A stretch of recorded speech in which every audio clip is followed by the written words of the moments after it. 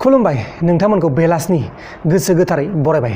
दिनै 29 आगष्ट 2020 सुनिबार।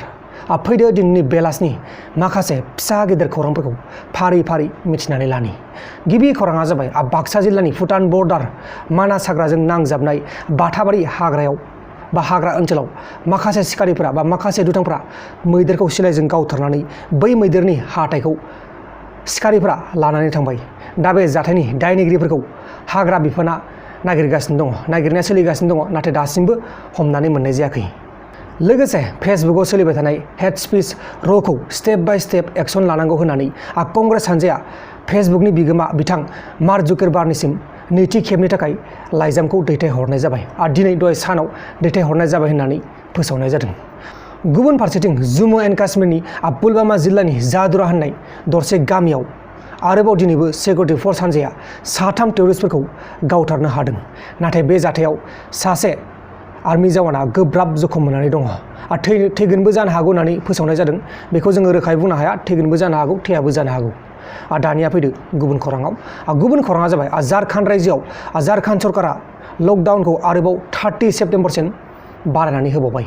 जोंनि बे आसामनि गुवाहाटियावबो लकडाउनखौ बारायबावगोन होननानै खोनादों, नाथाय दासिमबो अफिसियेल आपडेट मोननाय जाथ'वाखै। जेब्ला अफिसियेल आपडेट मोननाय जायो नोंथांमोननो आंनि बे प्रान्जल नार्जारी इउटुब चेनेलाव फोरमायनानै होगोन। लोगोसे जोंनि बे हादोराव दिनै सानसेयावनो 76,472 सुबुंफोरनियाव कर'ना पजिटिभ मोनदों।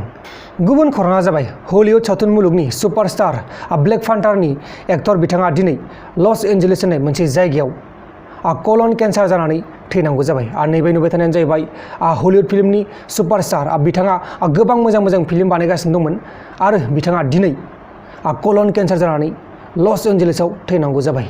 जोबोद दुखुनांथाव। आरो बे थैनायाव जोंनि बे बलिउड फिल्मनि माखासे स्टारफोर जेरै प्रियंका चप्रा जाहैबाय, दीपिका जाहैबाय आरो माखासे सुपारस्टारफोरा गोबां दुखु मोननाय फोरमायदों। दानिया फैलायदो गुबुन खौराङाव। गुबुन खौराङा जाबाय स्नेपडिल कम्पानिनिफ्राय निजोम नार्जारीखौ फन खालामनानै OTP बिहरदोंमोन जाहैबाय।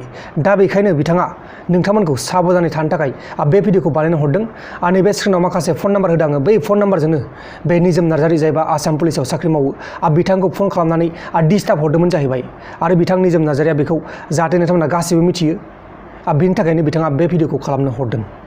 लोगोसे अमित शाह बिथांखौ थाबैनो एम्स हस्पिटालनिफ्राय हगार हरनाय जासिगोन।